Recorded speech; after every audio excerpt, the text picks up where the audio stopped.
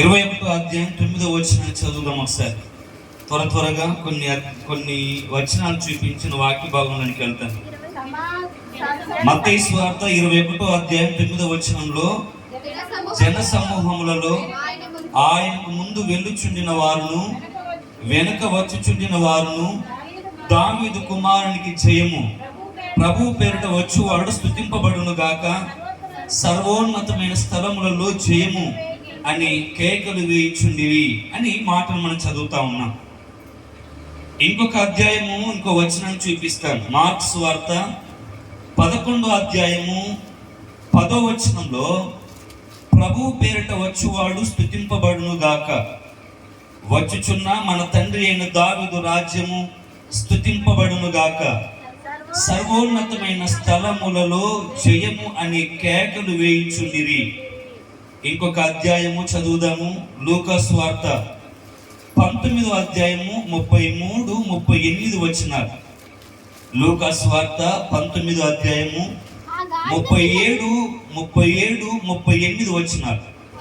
ఒలీవల కొండల నుండి దిగుచోటికి ఆయన సమీపించుచున్నప్పుడు శిష్యుల సమూహమంతయు సంతోషించుచు, ప్రభువు పేరిట వచ్చురాజు స్తుతింపబడును గాక, పరలోకమందు సమాధానమును సర్వోన్నతమైన స్థలములలో మహిమయు ఉండును గాక అని తాము చూచిన అద్భుతములన్నిటిని గూర్చి మహాశబ్దంతో దేవునికి స్తోత్రము చేయసాగిరి. హల్లెలూయా, హల్లెలూయా, హల్లెలూయా. చదవబడినటువంటి 3 అధ్యాయాలు, చదవబడినటువంటి 3 సువార్తలలో, ఒకటి మత్తయి సువార్త, 2 మార్క్స్ సువార్త, ఆ తర్వాత లూకాసు సువార్తలో సందర్భంలో చెప్పబడుతున్నటువంటి మాట ఏంటంటే, మొదటి మత్తయి సువార్తలో అన్నాడు, దావీదు కుమారునికి జయము, ప్రభు పేరిట వచ్చువాడు స్తుతింపబడును గాక అని కేకలు వేశారు అని మత్తయి సువార్తలో చెప్పాడు. ప్రభు పేరిట వచ్చువాడు స్తుతింపబడును గాక, దావీదు కుమారునికి జయము అని కేకలు వేశారు. 11వ అధ్యాయం 10వ వచనంలో మార్క్స్ వార్తలో, ప్రభు పేరిట వచ్చువాడు స్తుతింపబడును గాక, ఇదిగో మన తండ్రి అయిన దావీదు రాజ్యము స్తుతింపబడును గాక అని మరలా ఇక్కడ మార్క్స్ వార్తలు మార్కు గారు కూడా అదే మాటను ప్రస్తావించాడు. లూకాసు వార్త 19వ అధ్యాయం 37, 38 వచనంలో, 38వ వచనంలో ఉన్నాడు, ప్రభు పేరిట వచ్చు రాజు స్తుతింపబడును గాక, పరలోకమందు సమాధానము సర్వోన్నతమైన స్థలములలో మహిమయు ఉండును గాక. ఈ 3 సువార్తలలో నుండి మనం ఆలోచించవలసిన ఒక మాట ఏంటంటే, ఇదిగో స్తుతింపబడును గాక, స్తుతింపబడును గాక, స్తుతింపబడును గాక అని 3 సువార్తలలో కూడా చెప్పాడు. మత్తయి సువార్తలో అన్నాడు, దావీదు రాజ్యము స్తుతింపబడును గాక అన్నాడు. మార్క్స్ సువార్తలో అన్నాడు, తండ్రి అయిన దేవుని రాజ్యము స్తుతింపబడును గాక అన్నాడు. ఇక్కడ లూకాసు సువార్తలో అన్నాడు, ప్రభువు పేరిట వచ్చు రాజు స్తుతింపబడును గాక అన్నాడు. ఈ 3 మాటల్లో కూడా ఉంది ఏంటంటే, ఆయన స్తుతింపబడును గాక అని మాట్లాడు. హల్లెలూయా, శబ్దం బిగ్గరగా హల్లెలూయా. ఆయన స్తుతింపబడును గాక. ఈ మట్టల ఆదివార దినాన చాలా మంది చాలా రకాలుగా వాక్యాలు చెప్తా ఉంటారు. ఎక్కువగా గాడిదను గురించి ప్రస్తావిస్తూ గాడిదలో దేనికి సాదృశ్యమో ఇవి ఎక్కువగా చెప్తా ఉంటారు. కానీ ఎందుకో దేవుడు నేను వాక్యం చదువుతా ఉంటే దేవుడు నన్ను ఈ కోణంలో ప్రేరేపించాడు. మట్టల ఆదివార దినాన దేవుడు ఏ సేవకులకు ఏది ప్రేరేపిస్తాడో అది వారు చెప్పడము సమంజసమే, సహజమే. కానీ ఇక్కడ ఉన్నటువంటి ఒక అద్భుతమైన కోణం ఏంటంటే, దావీదు స్తుతింపబడును గాక, తండ్రి అయిన రాజ్యము స్తుతింపబడును గాక కదా, మన దేవుడు స్తుతింపబడును గాక, సర్వోన్నతమైన స్థలములో ఆయన స్తుతింపబడినట్లుగా ఇదిగో భూమి మీద కూడా ఆయన స్తుతింపబడును గాక అని ప్రజలు కేకలు వేయడం చూస్తా ఉన్నాం. మహాశబ్దంతో ఆయన చేసిన అద్భుత కార్యముల గురించి ఆ ప్రజలందరూ గణపరచడాన్ని మనము చూస్తా ఉన్నాం. ఈ మాటకున్నటువంటి అర్థం ఏంటంటే, దేవుణ్ణి తన జనాంగం స్తుతిస్తా ఉన్నారు, గణపరుస్తా ఉన్నారు, ఆరాధిస్తా ఉన్నారు. ఈరోజు నా వాక్య భాగం ఏంటంటే నిజమైన ఆరాధన ఏంటి? నిజమైన ఆరాధన ఏంటి? ఆరాధన ఎలా ఉంటది? ఆరాధన ఏ రకంగా ఉంది? ఈరోజు దేవుడు కోరుకునే ఆరాధన ఏంటో ఒక 3 విషయాలు చెప్తాను నేను. ఇక్కడ చెప్తున్నాడు, తండ్రి స్తుతింపబడును గాక, ఆయన రాజ్యం స్తుతింపబడును గాక, దావీదు కుమారుడు స్తుతింపబడును గాక అని ప్రభువును స్తుతిస్తున్నటువంటి సందర్భాలు మనం చూస్తా ఉన్నాం. అంటే ఆ దినాన జనసమూహం అంతా కూడా ఆయన గాడిద మీద వస్తున్న యేసును చూస్తూ ఏం చేస్తుందంటే అందరూ కూడా కేకలు వేస్తూ ఆయనను స్తుతిస్తూ ఉన్నారు, ఆయన మహిమపరుస్తూ ఉన్నారు, ఆయన కొనియాడుతూ ఉన్నారు. అదే క్రమంలో మత్తయి రాశాడు, మార్కు రాశాడు, లూకా రాశాడు. యోహాను గారు కూడా రాస్తున్నటువంటి మాట చదివి ముందుకు వెళ్దాం. యోహాను సువార్త 12వ అధ్యాయం 12వ వచనం 13వ వచనం చదువుదాం. మరునాడు ఆ పండుగకు వచ్చిన బహుజన సమూహము యేసు యెరూషలేమునకు వచ్చుచున్నాడని విని ఖర్జూరపు మట్టలు పట్టుకొని ఆయన ఎదుర్కొనబోయి, జయము ప్రభువు పేరిట వచ్చుచున్న ఇశ్రాయేలు రాజు స్తుతింపబడును గాక అని కేకలు వేసిరి.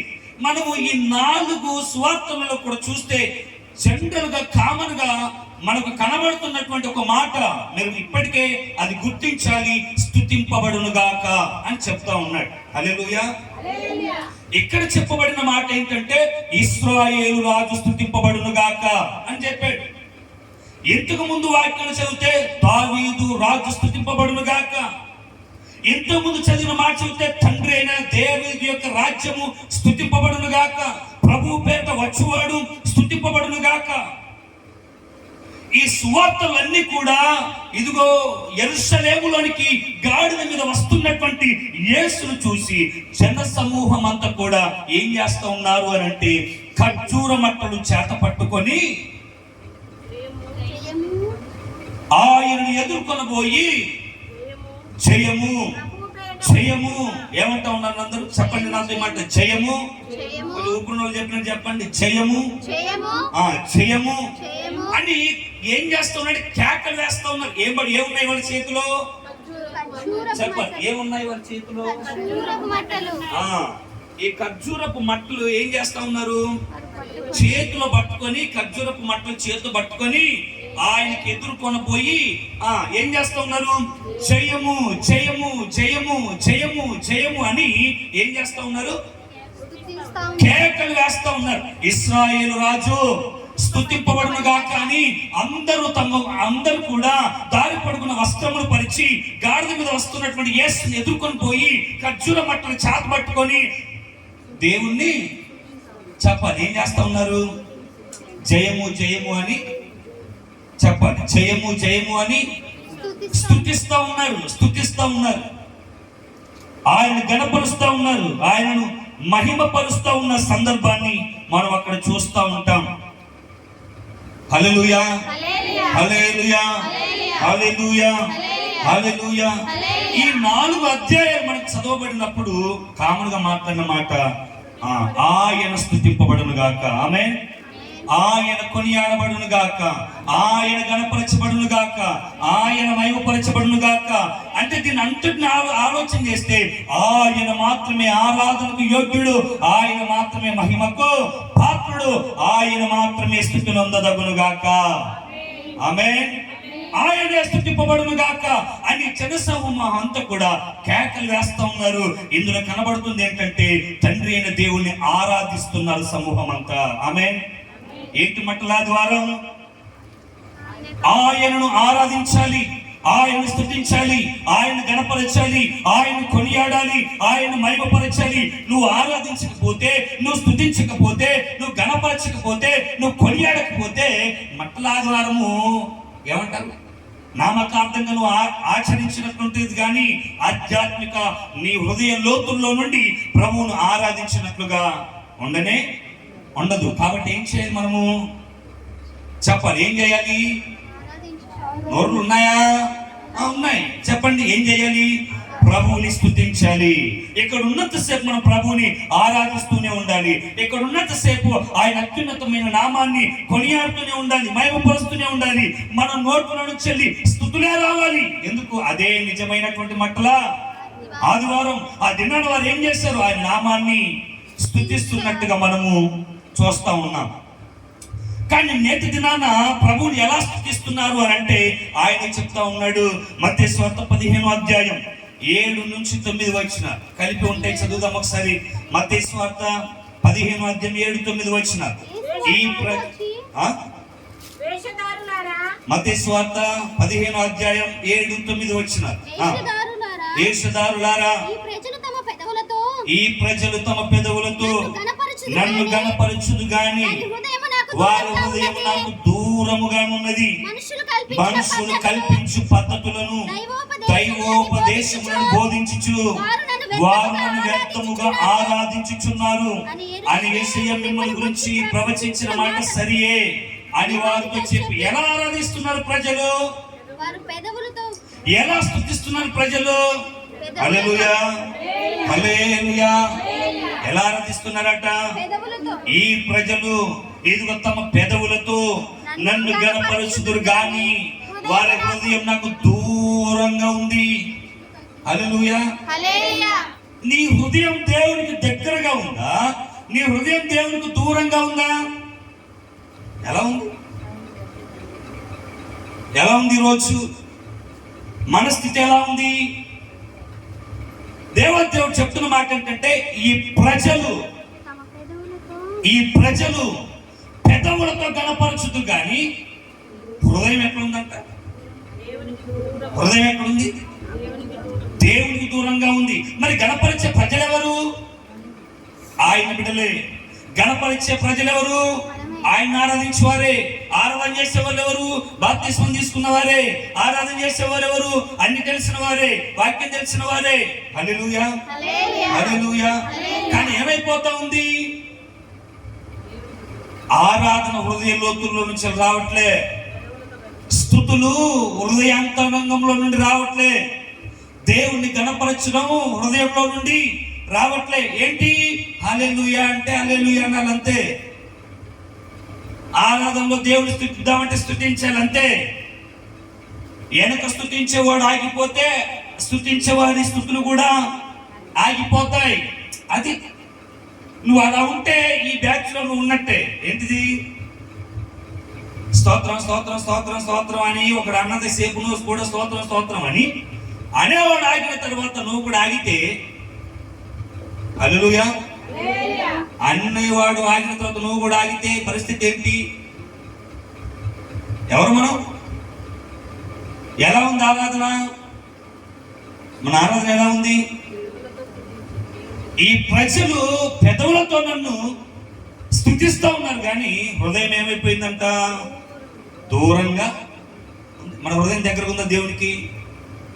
మన హృదయం దేవునికి దగ్గరగా లేకుండా నువ్వు ఎన్ని ఆరాధనలు చేసినా వ్యర్థమే. నీ హృదయపూర్వకంగా దేవుని స్తుతిస్తే అదే నిజమైన మట్ల ఆదివారం. దేవుని స్తుతించడమే మట్ల ఆదివారం అయినప్పుడు, దేవుని ఆరాధించడమే నిజమైన ఆరాధన అయినప్పుడు నువ్వు ఎలా ఆరాధిస్తున్నావు అనేది చాలా ప్రాముఖ్యం. ఏదో మనుషుల మెప్పు కొరకు ఆరాధన చేస్తే ఆరాధన శూన్యమే, అది నిజమైన ఆరాధన కాదు. మనం ఎలా ఆరాధించాలో యేసు ప్రభువు వారే చెప్తా ఉన్నాడు. యోహాను సువార్త 4వ అధ్యాయం 24వ వచనం చదువుదాం ఒకసారి. యోహాను సువార్త 4వ అధ్యాయం 24వ వచనం. దేవుడు ఆత్మ గనుక ఆయన ఆరాధించువారు ఆత్మతోనూ సత్యముతోనూ ఆరాధింపు. ఎలా ఆరాధించాలి? ఆత్మతోనూ సత్యముతోనూ ఆయన ఆరాధించాలి. ఎంతమంది ఆరాధిస్తా ఉన్నారు? పెదవులతో ఆరాధించేవాడు ఆత్మలో సత్యముతో ఆరాధించలేడు. పెదవులతో గణపరిచేవాడు ఆత్మతో సత్యముతో గణపరచలేడు. పెదవులతో దేవుణ్ణి స్తుతించేవాడు ఆత్మతో సత్యముతో ఏమాత్రం కూడా స్తుతించలేడు. హల్లెలూయా, హల్లెలూయా, హల్లెలూయా, హల్లెలూయా, హల్లెలూయా. ఎలా ఆరాధించినాడు ప్రభువుని? చెప్పాలందరూ ఎలా ఆరాధించాలి? ఆయన ఆత్మతోనూ సత్యముతోనూ ఆరాధించవలసిన వారమై ఉన్నాం మనం. ఎలా ఆరాధించాలి మనం ప్రభుని? ఆత్మతో సత్యముతో మనం ఆరాధన చేయాలి. ఎలా ఆరాధన చేయకూడదు? పై పై పెదవులతో కాదు, పై పై మాటలతో కాదు, ఏదో ఇష్టం వచ్చినట్లుగా మాటలు ధారాళంగా వస్తాయి. అది కాదు, నువ్వు హృదయపూర్వకంగా దేవుని ఏం చేయాలి? ఆరాధన చేయాలి. హృదయపూర్వకంగా దేవుని స్తుతులు చెల్లించాలి. నువ్వు ఆరాధనలో నువ్వు నిలబడితే, నువ్వు ఆరాధనలో కూర్చుంటే, నీ నోటిలో నుండి, నీ హృదయ అంతరంగంలో నుండి సత్యము కానీ మూలుగులతో, ఆత్మతో, సత్యముతో నువ్వు ప్రభువుని స్తుతించుతూ ఉండాలి. ఆత్మలో స్తుతించాలి, ఆత్మలో ప్రభువుని కనపరచాలి, ఆత్మతో ప్రభువుని కొనియాడాలి. అంతేగాని హృదయంలో ఉంచేది కాకుండా పై పెదవులతో ఏమాత్రం కూడా ప్రభుని, మన దేవుడు ఆరాధనకు యోగ్యుడు. ఆయన అర్థమైందా? భూమి మీదనే కాదండి ఆరాధన ఉంది, పరలోకంలో కూడా ఉంది. ప్రకటన గ్రంథం చూద్దాం ఒకసారి, 4:9-10 వచనాలు. భూమి మీదనే కాదు ఆరాధన ఉంది. మనం బ్రతుకున్నప్పుడే కాదు ఆరాధించేది, మనం చనిపోయిన తర్వాత కూడా మనకుండే ఒక పని ఏంటంటే, మనము యుగ యుగములు ప్రభు సముఖంలో చేరి ఆరాధిస్తూనే ఉంటాం. ఆ సింహాసనమునందు ఆసీనుడయుండి యుగ యుగములు జీవించుచున్న వానికి మహిమయు ఘనతయు కృతజ్ఞతాస్తుతులు కలుగును గాక అని జీవులు కీర్తించుచుండగా, ఆ 24 పెద్దలు సింహాసనమునందు ఆసీనుడయుండు వాని ఎదుట సాగిలపడి యుగ యుగములు జీవించుచున్న వానికి నమస్కారము చేయించు. ఇది ఆరాధన. హల్లెలూయా. ఏం చేస్తా ఉన్నారట? ఏం చేస్తా ఉన్నారు? పరలోకంలో ఒక జరుగుతా ఉంది, పరలోకంలో ఒక ఛాయ ఉంది, పరలోకంలో ఒక క్రియ జరుగుద్ది. ఏంటి అక్కడ మనం చేసే పని ఏంటి? మెరపోతలకు వెళ్ళరు. ఏం జరిగింది అక్కడ? ఏమి తిందుమా, ఏమి త్రాగుదమా అక్కడ లేదు. ఏమి కట్టుకుందామా అక్కడ లేదు. ఈ రోజు రేపు నేను ఏ ఉద్యోగం చేయాలా, లేకపోతే ఏం చదువు చదవాలా, ఎక్కడికి వెళ్ళాలా, రేపు అది అక్కడ లేదు. ఏముంది అక్కడ? ఒకటే ఒక డ్యూటీ. ఏంటి?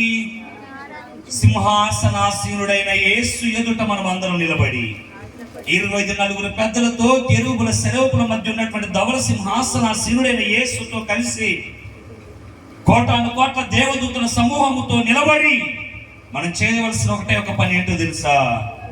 ఆయన కీర్తించడమే, ఆయన స్తుతించడమే, ఆయనకు సాగిలపడి ఆయనకు ఆరాధన చేయడమే. అదే మన పని. ఆ పని ఆయన ఇక్కడ చేయమంటా ఉన్నాడు. ఇక్కడ నీకు సరిగా చేయడం రాకపోతే అక్కడ నువ్వు చేయలేవు. ఇక్కడ నువ్వు స్తుతించడం చేత కాకపోతే అక్కడ నువ్వు స్తుతించలేవు.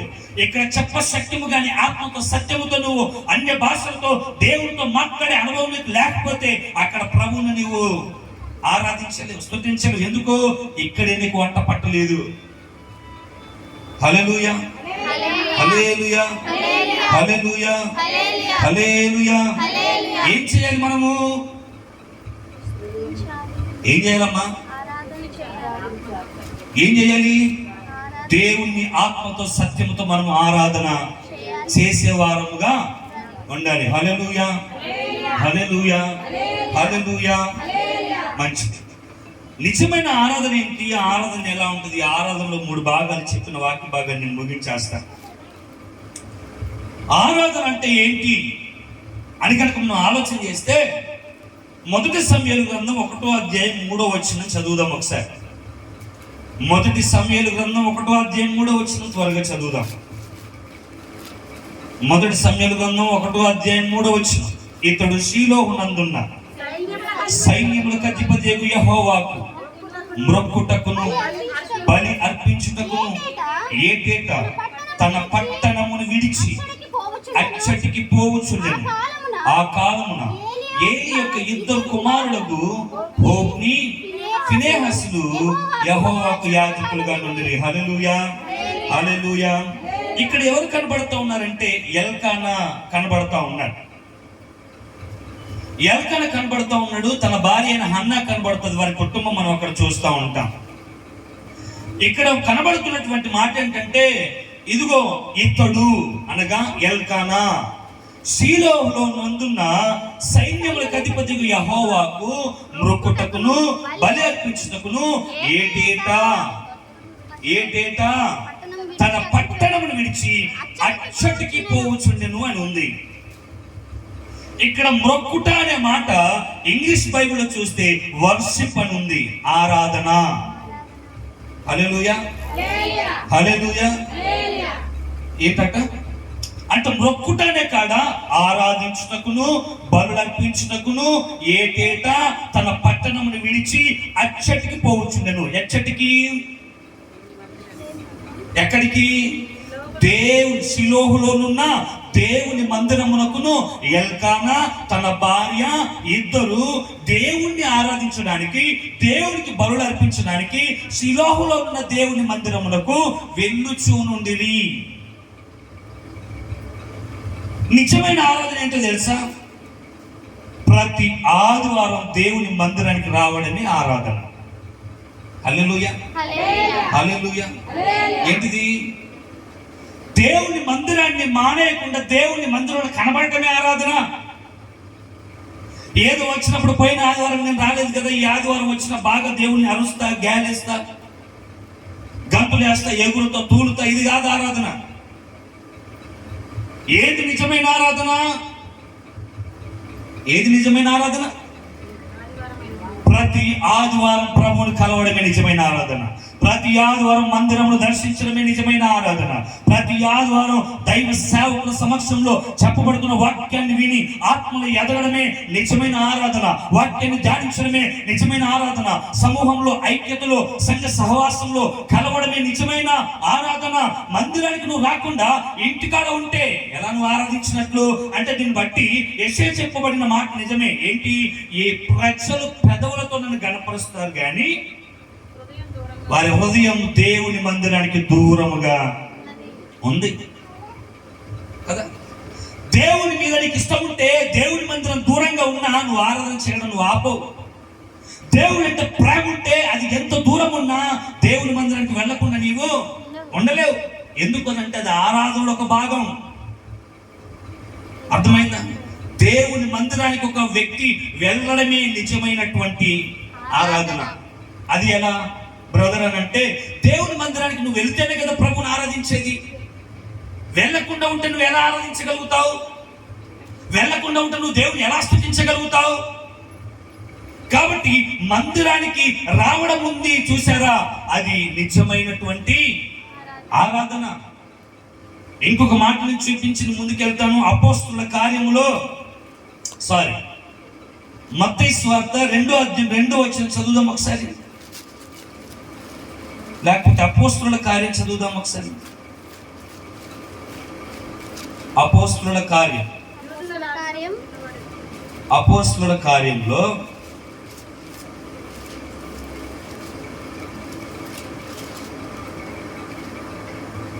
అపోస్తుల కార్యం 8:27 చదువుదాం ఒకసారి. అపోస్తుల కార్యం 8:27. అప్పుడు ఐతోఫీయుల రాణి అయిన కందాకే క్రింద మంత్రి అయి ఆమె యొక్క ధనాగారం అంతటి మీద ఉన్న ఐతోఫీయుడైన నపుంసకుడు ఆరాధించుటకు యెరూషలేమునకు వచ్చుచుండెను. చాలు. హల్లెలూయా. ఎక్కడికి వస్తా ఉన్నాడు? ఆరాధించుటకు. హల్లెలూయా. చెప్పండి, చేతులు ఉన్న వాళ్ళు చెప్పండి, హల్లెలూయా, హల్లెలూయా. ఎటు వెళ్తా ఉన్నాడట? చెప్పండి, ఎటు వెళ్తా ఉన్నాడు? ఆరాధించుటకు యెరూషలేమునకు వెళ్ళుచుండెను. ఎక్కడి నుండి? తన దేశం నుండి యెరూషలేములోనున్న దేవాలయానికి వెళ్తా ఉన్నాడు. ఎందుకు వెళ్తా ఉన్నాడు? చెప్పాలి. ఎందుకు వెళ్తా ఉన్నాడు? ఆరాధించడానికి వెళ్తా ఉన్నాడు. ఆరాధించడానికి వెళ్తా ఉన్నాడు. ఇంటికాడ నుండి ఆరాధన చేయొచ్చుగా. చాలా మంది అంటా ఉంటారు, యూట్యూబ్ ఆన్ చేస్తే బోలెడు మంది పాస్టర్లు వాక్యం చెప్తా ఉన్నారు, టీవీలో బోలెడు మంది పాస్టర్లు వాక్యం చెప్తా ఉన్నారు. ఒక ఆదివారం రాకపోయిన బ్రదర్, నేను ఇంటికాడ ఉండి దేవుని వాక్యాన్ని చెప్పాలి. ఇంటికాడ నుండి దేవుని వాక్యాన్ని కాదు, అది నిజమైన ఆరాధన కాదు. ఇక్కడ ఐథియోపియుడు ఒక ఉన్నతమైన స్థానంలో ఉండి, అతడు ఒక ఉన్నతమైనటువంటి ఉద్యోగంలో ఉండి, ఉన్నతమైన పొజిషన్ లో ఉండి, ఆయన దేవుణ్ణి ఆరాధించడానికి యెరూషలేమునకు అంటే నువ్వు మందిరానికి రాకపోతే నువ్వు దేవుణ్ణి ఆరాధిస్తామా? మనం ఆరాధించలేము. కాబట్టి ఆరాధనలో మొదటి భాగం ఏంటంటే మందిరానికి వెళ్ళడమే నిజమైన ఆరాధన. నువ్వు మందిరానికి వెళ్ళే అనుభవం లేకపోతే నీ హృదయము దేవునికి దూరంగా ఉంది, నువ్వు దేవుని ఆరాధించలేవు. అందుకే మనము దేవునికి ఆరాధించడానికి మనము దేవుని మందిరానికి వెళ్ళే వారముగా ఉండాలి. హల్లెలూయా, హల్లెలూయా. ఒకటి అయిపోయింది. ఏంటి నిజమైన ఆరాధన? దేవుని మందిరానికి వెళ్ళడమే నిజమైన ఆరాధన. రెండోది చూద్దాం ఒకసారి. మత్తయి సువార్త 4వ అధ్యాయం 19వ వచనం. మత్తయి సువార్త 4వ అధ్యాయం 19వ వచనం. ఆయన నా వెంబడి రండి, నేను మిమ్మును మనుషులను పట్టు జాలరులుగా చేతునని వారితో చెప్పాను. రెండోది నిజమైన ఆరాధన నుండి భాగం ఏంటంటే ఆయన్ని వెంబడించడమే నిజమైన ఆరాధన. హల్లెలూయా, హల్లెలూయా. దేవుణ్ణి వెంబడించాలి, మనుషులను వెంబడించడం కాదు. లేకపోతే వా మనుషుని ఈ మనుషుని వెంబడిస్తే మనుషుని మధ్యలో వదిలేసి వెళ్ళిపోతాడు. మనుషుని వెంబడించడం కాదు. ఎవరిని? దేవుణ్ణి వెంబడించాలి. ఇక్కడ అంటున్నటువంటి మాట ఏంటంటే, ఇదిగో నా వెంబడి రండి, నేను మనుషులను పట్టు జాలరులుగా చేస్తాను. రెండోది వెంబడించడమే నిజమైన ఆరాధన. ఆయన వెంబడించాలండి. హల్లెలూయా. ఏం చేయాలంటే మనము వెంబడించాలి, వెంటాడాలి, ఆయన అనుసరించాలి. మన జీవితంలో ఆయన ముందు పెట్టుకోవాలి, ఆయన వెంబడించే వారంగా ఉండాలి. ఇదిగో నన్ను వెంబడించడానికి రండి అని శిష్యుల్ని పిలిచినప్పుడు వారు ఏం చేశారు? 22వ వచనం చదువుదాం ఒకసారి. వెంటనే వారు తమ దోణెను తమ తండ్రిని విడిచిపెట్టి ఆయనను వెంబడించిరి. అంటే వెంబడించే వాడికి ఏది ఉంటది అని అంటే, వెంబడించడానికి అడ్డు ఏది ఉంటుందో దాన్ని వదిలేసుకుంటాడు. హల్లెలూయా, హల్లెలూయా, హల్లెలూయా. అందరూ ఆయన్ని వెంబడించలేరండి. నేను మళ్ళీ చెప్తున్నాను, అందరూ యేసుని వెంబడించలేరు. వెంబడించాలి అని అంటే ఇప్పుడు నా వెంబడి రండి అని యేసు ప్రభు శిష్యులతో చెప్పాడు. చెప్తే వెంబడించడానికి అడ్డుగా కొన్ని ఉన్నాయి వాళ్ళ జీవితంలో. ఏంటి? ఒకటి వలలు, తోనే. తల్లిదండ్రులు ఏం చేశారు? విడిచిపెట్టి. అంటే వెంబడించడం అర్థం ఏంటి?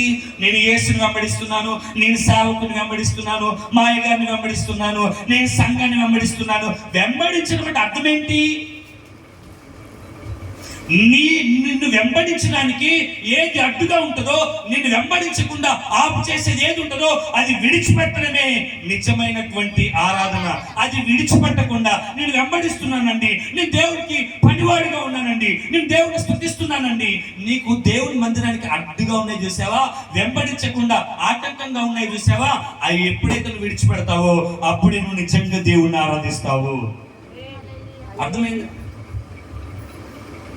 వీళ్ళకి అర్థమైంది ఏంటంటే, మేము ఆయనను వెంబడించాలంటే మా దోణెలు, మా వలలు, మా తండ్రి ఇల్లు మాకు అడ్డుగా ఉన్నాయి. అవి మేము విడిచిపెట్టగలిగితేనే మేము ఆయనను వెంబడించగలుగుతాము. ఈ రోజు మన ఆత్మీయ జీవితంలో కూడా అదే. యేసుని వెంబడించాలి అని అంటే, ఆయన రాజ్యాన్ని వెంబడించాలి అని అంటే, సేవకుని నువ్వు వెంబడించాలి అని అంటే, నీ జీవితంలో కూడా నా జీవితంలో కూడా ఆటంకంగా అడ్డుగా ఉన్న ఏదో వాటన్నిటిని కూడా విడిచిపెట్టితేనే మనం వెంబడిస్తాం. లేకపోతే వాటి వెంబడే మనం వెళ్తా ఉంటాం కదా, వాటి వెంబడే మనం తిరుగుతూ ఉంటాం. అంటే వెంబడించవలసిన అతనిని వెంబడించకుండా వెంబడింపకూడని వాటిని మనం ఏం చేస్తాం కదా, ఫాలో అవుతూ వెళ్ళిపోతూ ఉంటాం. అంటే నిజమైన ఆరాధన నువ్వు దాని వల్ల చేయలేకపోతా ఉన్నావు. అవి విడిచిపెట్టగలిగితే అప్పుడు నీలో నుంచి వెళ్ళి నిజమైన స్తుతులు, నిజమైన కేక, నిజమైన ఆరాధన, నిజమైనటువంటి గణపరిచే గుణం, ఇదంతా నీ జీవితంలో ఏం చేస్తావు? ఆటోమేటిక్గా ప్రభు నీకే అనుగ్రహిస్తాడు. ఏం చేయాలి? నిజమైన ఆరాధన ఏంటి?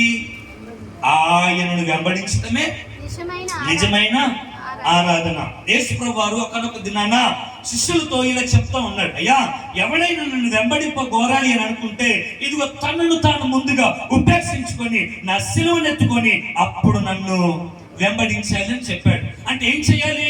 వెంబడించేవాడు తనను తాను ఏం చేయాలి? కాదనుకోవాలి. తనను తాను కాదనుకోవాలి. లోకాన్ని కాదనుకోవాలి. లోకంలో ఉన్న వాటిని కాదనుకోవాలి.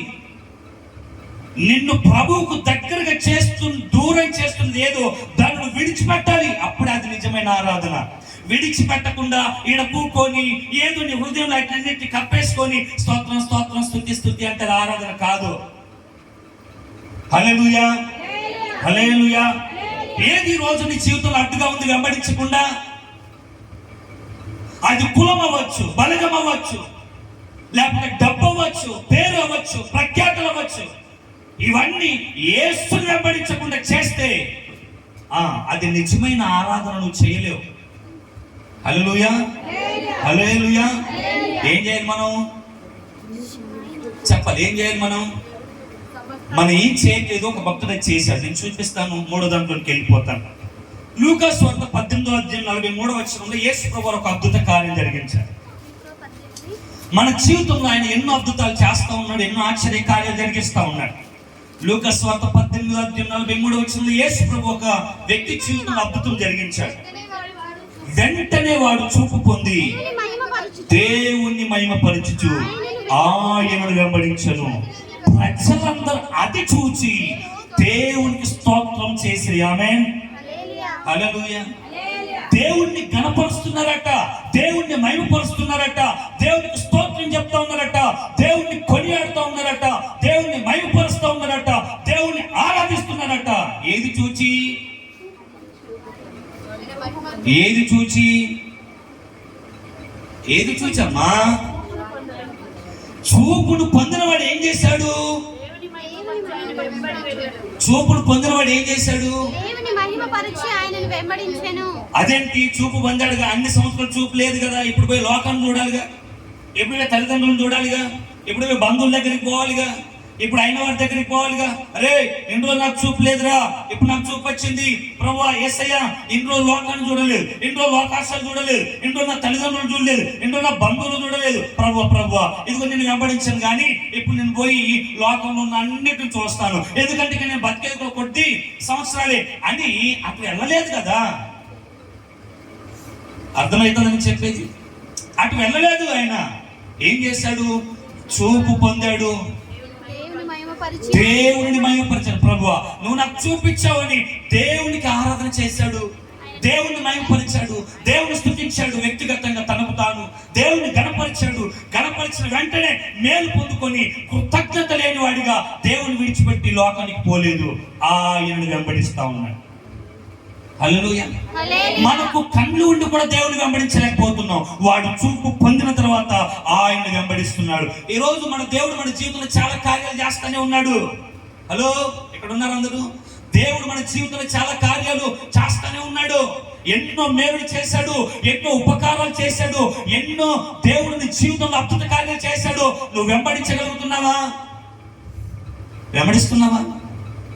దేవుడు చేసిన మేలును మర్చిపోయి, దేవుడు చేసిన కార్యాలు మర్చిపోయి, దేవుడు చేసినటువంటి ప్రతి మేలును నువ్వు మర్చిపోయి ఇంకా లోకాన్ని వెంబడిస్తా ఉన్నావు, ఇంకా లోకంలో మనుషుల్ని వెంబడిస్తా ఉన్నావు. నిజమైన ఆరాధనలో ఉండే రెండో భాగం ఏంటంటే, ఆయన రమ్మన్నప్పుడు నీ కట్టుగా ఉన్నవేవో వాటిని విడిచిపెట్టి ఆయనను వెంబడిస్తా ఉంటావు. హల్లెలూయా. నిన్ను అలా వెంబడించకుండా ఏది ఆపినా నువ్వు ఆరాధించలేవు, ఆయనని నువ్వు ఆరాధన చేయలేవు, నువ్వు ఆరాధించలేవు.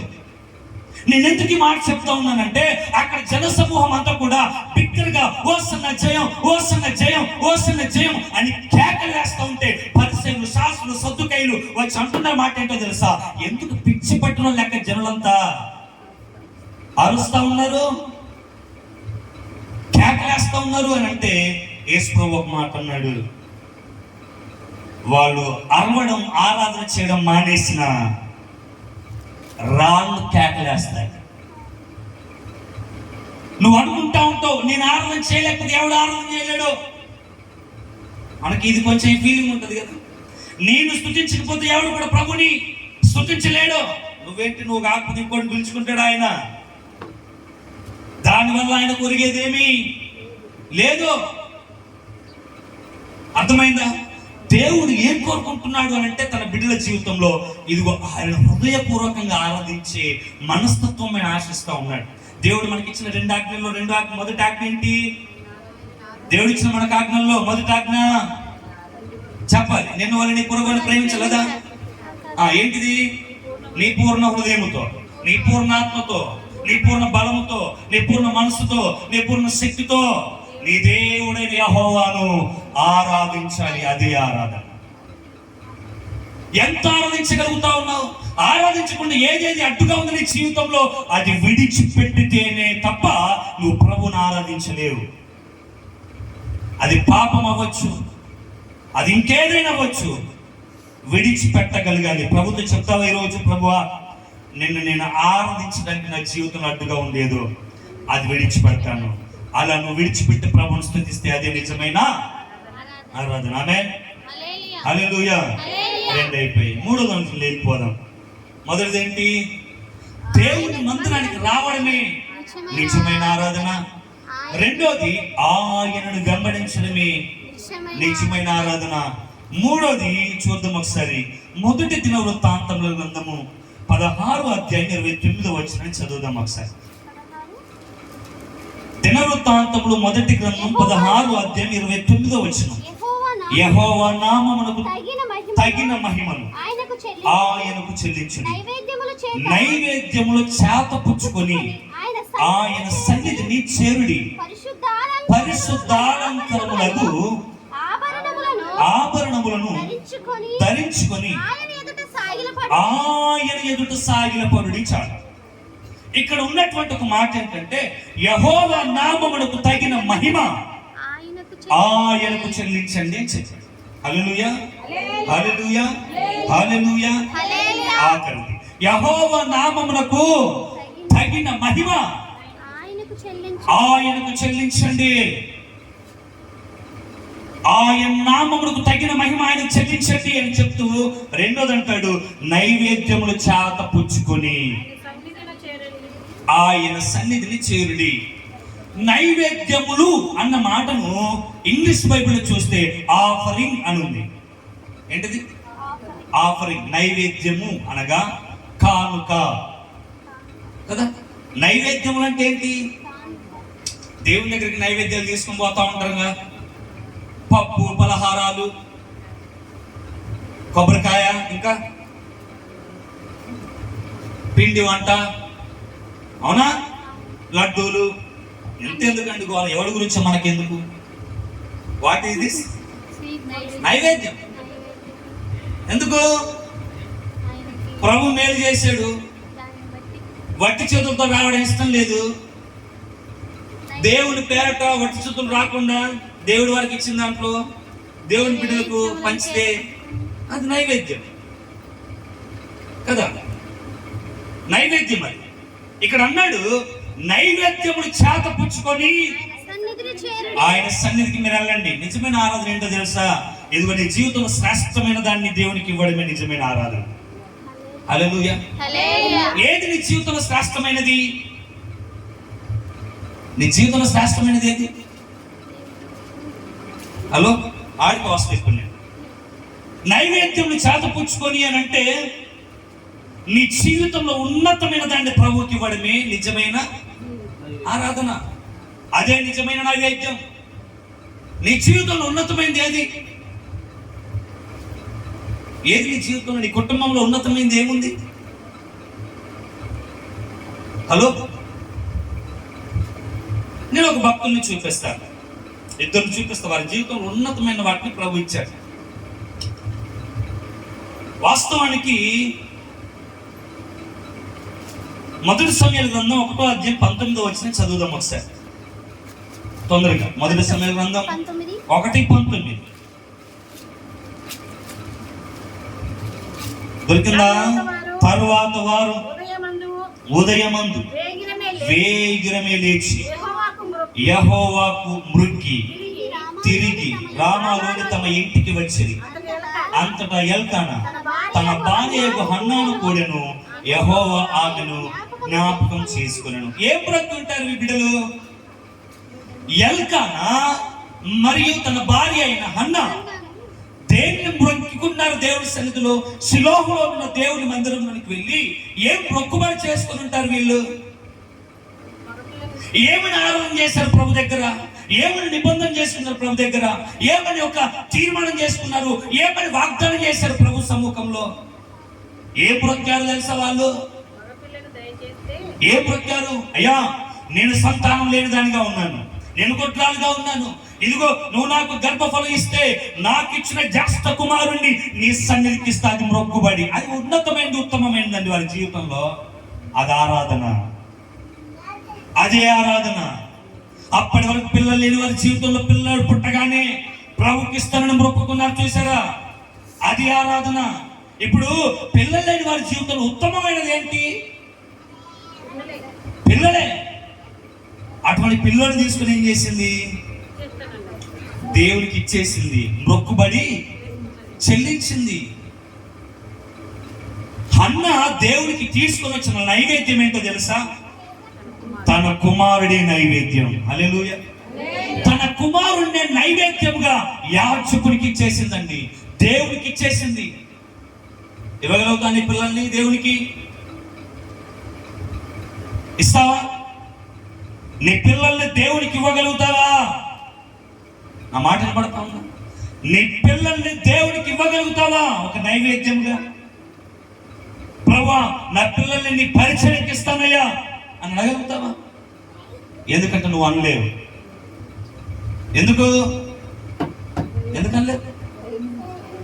ఎందుకనలేవు? మనం ఏం చేయాలంటే దేవుని సన్నిధిలో ఉత్తమమైన దాన్ని, ప్రభుకి ఉన్నతమైన దాన్ని. అబ్రహాం జీవితాన్ని కూడా చూస్తే జరిగింది ఏంటి? ఏం మొక్కుకున్నాడు? అంత కఠోరమైన గడ్డు పరిస్థితుల్లో అబ్రహాం తన కుమారుని ఇవ్వడానికి కూడా వెనకాడలే. అది మొక్కుబడి. దేవుడు నీకు ఇచ్చిన దానిలో దేవునికి ఉన్నతమైన దాన్ని నీవు ఇవ్వాలి. ఏమి ఇచ్చారు దేవుడు నీకు? చాలా మంది నయోమి లెక్క ఉంటారండి. సార్, ఎవరు ఆమె? నయోమి లెక్కనే ఉంటారు. ఎలా ఉంటారు తెలుసా? దేవుడు ఏమి ఇచ్చాడు? యెహోవా నాకు ఏమి ఇచ్చాడు? ఏం చేశాడు? పోయేటప్పుడేమో సమృద్ధితో పోయాను, వచ్చేటప్పుడేమో పోగొట్టుకొని వచ్చాడు. ఎవడు పోగొట్టుకోమన్నా? నేను అర్థమైందా? ఏమి ఇస్తావు నువ్వు ఈరోజు ప్రభుకు? నీవు 3 చెప్పాను నేను. 1, దేవుని మందిరానికి వెళ్ళడమే నిజమైన ఆరాధన. దేవుని వెంబడించడమే నిజమైన ఆరాధన. ప్రభువు నీ జీవితంలో ఏది ఇచ్చాడో అది ఉన్నతంగా ప్రభువుకి ఇవ్వడమే నిజమైన ఆరాధన. ఇస్తా ఉన్నావు దేవునికి? దేవునికి ఏమి ఇస్తా ఉన్నావు? దేవుని ఏమి ఇచ్చాడు? హల్లెలూయా, హల్లెలూయా. మనం ఈ 3 పనులు ఖచ్చితంగా చేయాలి. అట్టి కృప దేవుడు సమృద్ధిగా మనకు అనుగ్రహించును గాక. ఆమేన్, ఆమేన్.